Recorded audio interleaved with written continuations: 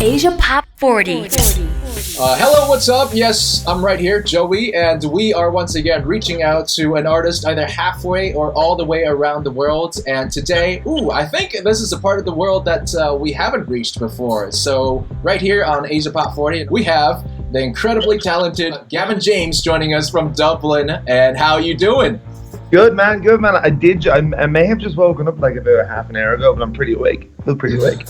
Pretty good. So, you just woke up?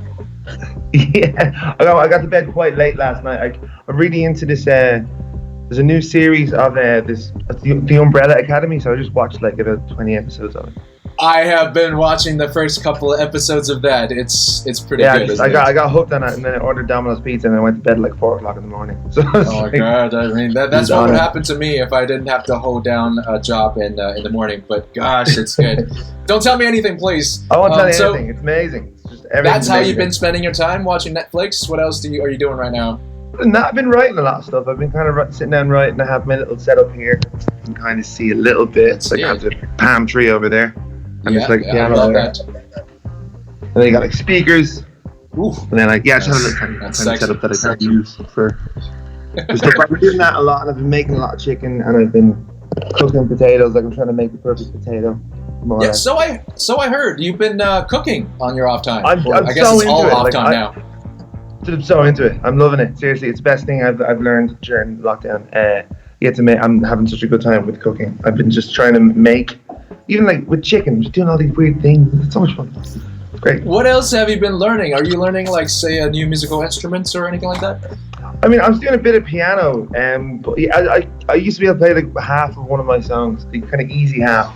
And then my mate Jeff, who plays piano for me, would take over afterwards. So I've been learning like the rest of that half of the song, more or less. But other than that, kind of like just getting used to playing piano a bit more, and just like because I'm more of a guitar player. I've been playing guitar for 15 years or so. So just trying to get a little less crap at the piano. Right on. And you've been spending a lot of time with your dog, by the way. And I was wondering if there's any chance we could even see him or her. Him, I think. He's like dead asleep in the room in there. And if I wake him up, there he is. Oh, we will. We actually. Oh no. We will go. The terror is here. I have to let him in. He's gonna go bananas. But I'll let him in. Here he is. See him. Oh hey!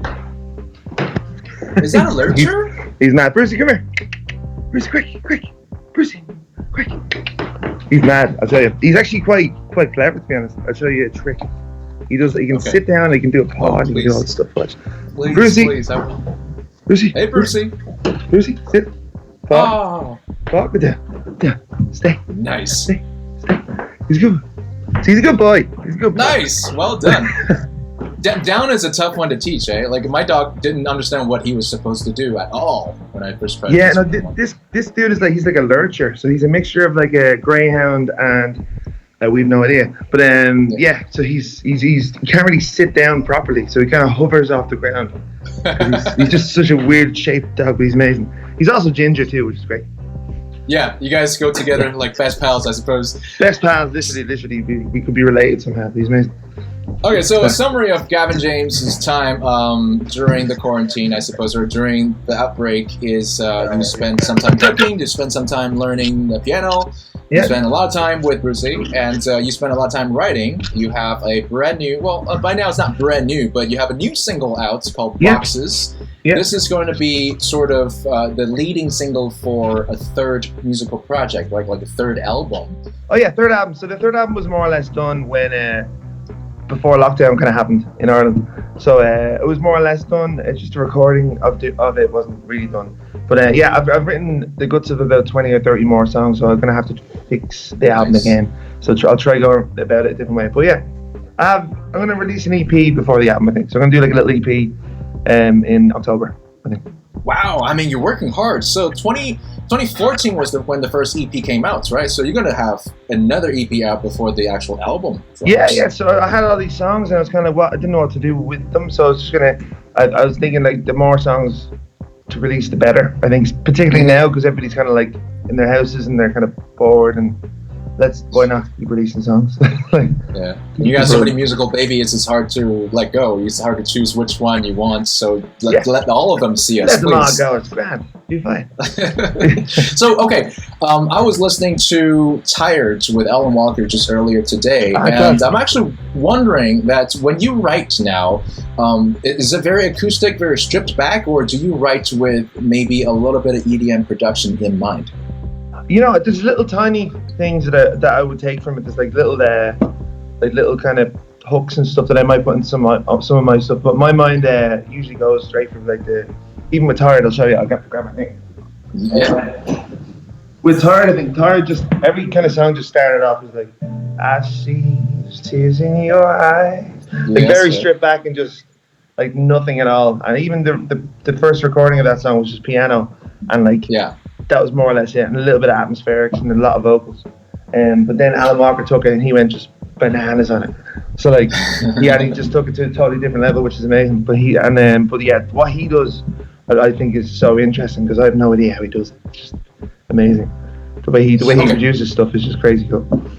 So since you have your guitar with you right now, there's a question I've been meaning to ask you, because in the song Boxes, there's a line where you say your dad told you that 4 chords is all you need to show people who you are. Yeah. Can you play those, and can you show me the chords your fingering so I can guess what chords they are? Pretty much 4 chords. So it's like C major, okay. Yeah. It's like, when I got my first guitar, my father told me, son, 4 chords is all you need to show people just who you are. So it's more or less like 8 chords in that. Yeah, I was gonna say. It's kind of like it's a double negative. I don't even know. But it's kind of it's pretty C, F, A minor, F and G more or less. But yeah, the little timing of it. It took me ages to kind of figure out how to do it. It's like it's the Bob Dylan kind of thumb and index finger kind of way. It's like nice. All the mad kind of old school picking. Yeah, I love that. And that's true, isn't it? I mean, sometimes 4 chords is all you need. I mean, people have been writing music for so long that I'm sure every single possibility of chord progression has been tried. So it's really how you pick it and how you come up with the lyrics. Pretty much. Another lyric from this song is goes, "We don't fit into your boxes. We're all different underneath."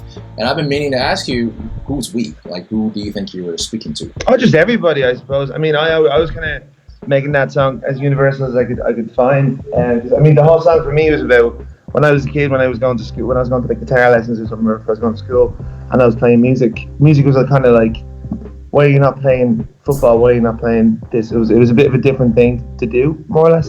Right. And most people were like, oh, you play music, you big kind of rocker, and he used to have hair down to here. And but yeah, so it was kind of like, I mean, I remember getting the bus to my guitar lesson, and people like saying, "Oh, get stand there with your guitar, will you?" And then I was going to do a gig. I was going to do a gig about 3 years ago, and it was the biggest gig I had ever done. And it was a Tree Arena, which is kind of like the Wembley of Ireland, more or less. And it was I got the bus to the gig, and these lads at the bus were like, "Hey, do a song there for us, will you?" And this is when I was like going to do this massive gig, so I never kind of stopped, which is great. But nice. I always kind of like wanted to do it, and I never had any other kind of goals.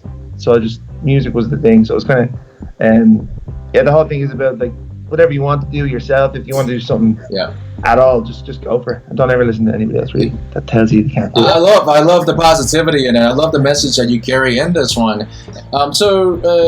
Do you feel like you're properly represented in the music video, the way they drew you, animated you? Yeah, the guys are amazing. They're gas. We spent like about a month talking to each other on Zoom and on Skype. Yeah. Just trying to figure out how to do it and stuff, and like where the pub was going to be, and like what the pub was going to be called, and like where we were going to go in the world and stuff. But it was really cool. They sent over the first draft, and I was like really buff. I was like huge, and I was like, lads, we'd be more realistic on like my figure. It's like, I haven't been to the gym in a couple of years, so maybe we should like just do that. But they smashed it. And they're really funny guys too. They're called Studio Show Off, and there's 2 lads, and they're hilarious. They're from Australia. We're just having the crack, having so much fun. Like nice. And I have to tell you that my favorite place growing up in my high school days was a bar called Dublin's. So No way. I feel like at home when I'm talking to you a little Class, bit. This is just spending time with the lads, kicking it back. Okay, one final question. Sure. So about last year, around this time, so exactly a year ago, BTS's Jimin hummed your song "Nervous," and that was when your music got to a completely different crowd. A lot of different kinds of music enthusiasts got to listen to your music.